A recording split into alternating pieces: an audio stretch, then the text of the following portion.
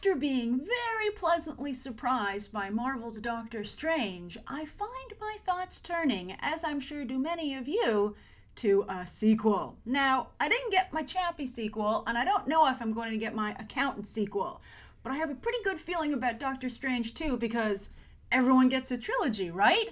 Although I mentioned Chappie and the Accountant because I feel that both those movies have a very strong intellectual bent to them. Also, they feature actors that aren't consistent performers at the box office and who, to some degree, audiences have already made their mind up about.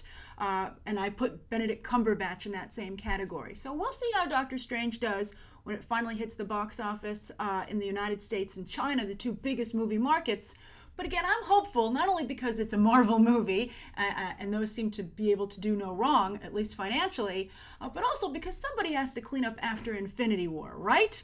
Now, this is the part where I warn about spoilers. Now, initially I had said, oh, just slight spoilers, but I wanted to make sure, so I went over my notes, and there are a couple things here, like one or two, where I can see someone being a little miffed if they knew about them in advance. So proceed with caution if you have not yet seen Doctor Strange. And as soon as you do, be sure to head back over here to talk sequel, your ideas after you've heard mine. All right, so my first idea for Doctor Strange 2 comes out of that whole Infinity War situation, cleanup in the MCU, right? I mean, Thanos is going to wreak havoc with the Infinity Gauntlet during Infinity War. So who better to stitch up time and space than a mystical surgeon, right? And I have no idea what that would look like, but based on the strength of the visuals and inventiveness of the visuals and Doctor Strange, I think Scott Derrickson is up to the task. Well, Scott Derrickson and his visual effects team. Also, speaking of Thanos, Doctor Strange could also need to get back that Infinity Stone that's at the heart of the Eye of Agamotto. Who knows if he'll get it back at the end of the movie? They could have a situation where they save that for Doctor Strange too. But I have to say, what's interesting about the change to the Eye of Agamotto, making it an Infinity Stone, is that Doctor Strange doesn't need it to be the Sorcerer Supreme. It's just another artifact. Sure, it gets its own fancy display room, forget case, but it's just one element of Doctor Strange's arsenal. So he could lose the Eye of Agamotto in the Infinity Gauntlet in Infinity War and not get it back for at least one more movie, right? But speaking of that, that leads me to number 2, and that's for Doctor Strange to go Indiana Jones style, right? Forget this artifact belongs in a museum. It belongs in the Sanctum Museum, because I really liked in the first film all the different artifacts that were on display. Some of them they kind of addressed a little bit, some of them they only hinted at, and some we just saw in the background. And I liked that idea. I like the idea. It's a little bit like playing a video game. You have to collect different items to be able to play with, right? And I thought that for the most part, they did a really good job coming up with things, inventive things for these objects to do. So I would love to see them do that more in a sequel. And they're doing that a little bit in the comic right now. The death of magic, that's been the big storyline in Jason Aaron's Doctor Strange comic. And so Doctor Strange has been on the lookout for, magical relics to help him in his fight and to just kind of charge him a little bit. And it's been an interesting journey. And also this number 2, that could be the B storyline to a number of other A storylines for a Doctor Strange sequel. So searching for artifacts is something that could be combined with any of these other ideas. Now, of course, he's going to have to fight Mordo, who's hunting down sorcerers, which means, number 3, time to meet more sorcerers. Now, we've already been teased of the existence of Daniel Drumm's brother, who was the head of the New York Sanctum, Jericho Drumm. So Daniel Drumm, just as in the comics, perished, and so that means, well, in the comics, he haunts, well, it's a little bit of a contentious relationship, so Jericho might say that he hunts him, but he haunts his brother Jericho Drumm, who becomes Brother Voodoo. I'm not quite sure if they would keep the Haitian angle, in the Doctor Strange movies, because all of the mystical arts seem to be based out of Camartage, but I would like to see Haitian magic represented here, and also maybe even a little bit of the voodoo situation in New Orleans. I think that could be really interesting. At the very least, that's where we could find Jericho Drumm, as he's asked to take up his brother's fight for him by his brother or Doctor Strange or somebody else from Camartage. Then, of course, they teased Nico Minoru from Runaways by having her mother Tina in the movie. Well, you'd have to be a big Marvel fan to know she was in the movie because she had no dialogue and you really had to look for her on screen. They did even have that shot of the staff of one, which was in the advertisements for the movie.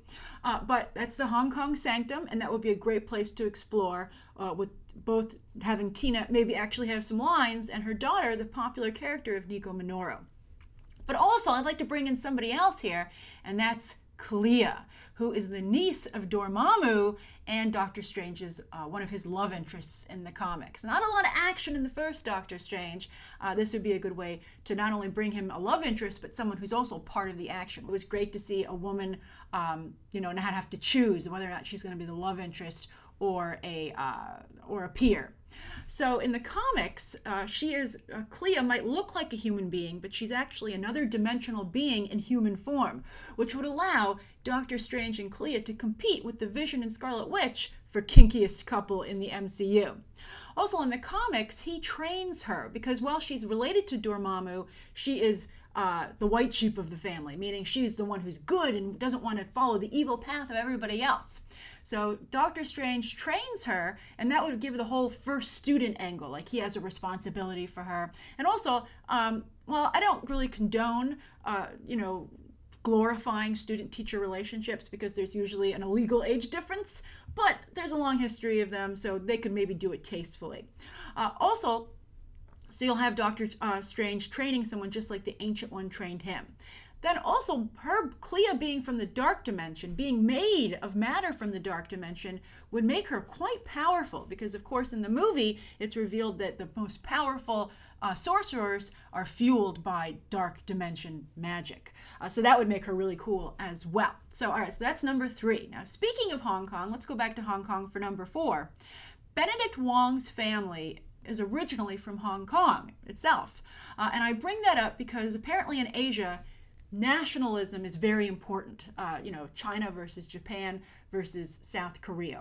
The country of origin makes a difference to the audience. So you couldn't really have a Japanese actor portraying a Chinese character. So you don't have to worry about that with Benedict Wong. So good job with the casting there, Marvel. But the reason I bring that up is I would love to bring Wong front and center with the best Doctor Strange story I've ever read, The Oath, written by Brian K. Vaughan, comic book legend. He's like Robert Kirkman without a TV series. He worked on Under the Dome, but nobody really liked that. But anyway, and also art by Marcos Martin. It's a fantastic Doctor Strange comic, and what it is it tells the story of Doctor Strange being shot by a mystery assailant. And as he tries to solve the mystery of who shot him and why, he also has to race to find a magical elixir to cure Wong's cancer. So I like that brings together medicine and magic, which I thought was a really great part of the first movie. I loved contrasting and also showing the similarities between Camertage and the hospital where Doctor Strange and Christine Palmer work. So this would be a perfect opportunity for that. And also, speaking of perfect opportunities, this is a great way to keep Rachel McAdams' Christine Palmer around, because we can't use the night nurse because that's of course Claire Temple over in the Netflix shows. Now, to be honest, this was the closest I've seen the MCU get to Netflix with the New York setting and also ninja type characters.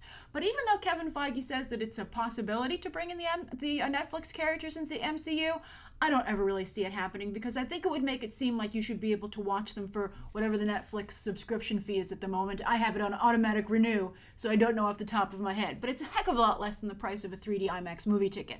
So I think that he would rightfully worry about making people feel it's something that they could wait to watch on demand later on or streaming. Oh, I have to say, Kevin Feige, he says a lot of ifs, but I think they're evil stepmother ifs. Like, we might include the Netflix characters if, or I might make a Black Widow movie if, and I predict they're really never going to happen, those things. All right, so anyway, just like you might make an Inhumans movie if. All right, so finally, number 5, my 5th idea for a sequel is you got to bring in an Avenger, right? That is part of the Marvel formula. And I think it showed amazing self-control not to bring in any for the first movie. I liked it, but I do worry how that will be reflected in the box office. We'll see. But for the sequel, you got to bring in an Avenger because he will know them at that point. Now, you can't use Tony Stark or Scott Lang because both Robert Downey Jr. and Paul Rudd look a lot like Benedict Cumberbatch. In fact, in some ways, he's kind of the missing link between the two of them. So I would, and also I don't think you can go with Thor and Loki because obviously, as we can see from the after credit sequence, Doctor Strange is already going to appear in Thor Ragnarok. We don't know for how long, but that connection's already been made. So Scarlet Witch and Vision. You know, we can have an Infinity Stone support group perhaps. But this is what's really interesting. Kevin Feige, and I think this is the seeds that they're sowing. Kevin Feige recently said that Scarlet Witch's abilities are magic. She just has absolutely no control over them because she hasn't been to Camartage. She doesn't even know that she's doing magic. As she confided to Vision, she's like, "I'm winging it," and he's like, "Yeah, I can kind of tell by the results of what happened in Africa." All right, so anyway. Kevin Feige interestingly said that the light effect around her hands is just unfocused magic, and that's why it doesn't form the patterns that the Ancient One, Doctor Strange, and Mordo's magic. You know, anyone who trained at Camartage, you know, how the light takes shape for them. And that is a beautiful and simple idea. It really solves and, you know, links everything together in a way that it's instantly palatable, not like, wait a minute, you're really reaching there. You're like, oh my God, it all makes sense. So I would love to see, speaking of students, perhaps they could bring Scarlet Witch in instead of Clea, or both, who knows? Doctor Strange and his women. But I think it's clearly been proven from the Winter Soldier that it's very effective to bring in a secondary character. You know, Black Widow was a great boon to that movie, and they're doing that with Thor Ragnarok by bringing Hulk in. Although when it comes to female characters, so far that seems to be the only way they can get another movie that isn't an Avengers movie under their belt, because Kevin Feige ain't handing out solo movies to female characters except for Captain Marvel. Well, right? All right, so that's my top 5 ideas for Doctor Strange 2. I think there are a lot of really interesting directions to go in, and I had to limit my list to just 5 things. So I'm curious to see what you guys come up with down below, because I think there are genuinely a lot of interesting options here, particularly those of you who are hardcore Doctor Strange fans. I am becoming more and more of a Doctor Strange fan every day now after having seen the movie. But I know some of you are very much into Doctor Strange, and I'd be curious to hear your thoughts about what should happen with the sequel down below. All right, thanks so much for tuning in, and you can check out some more coverage right now.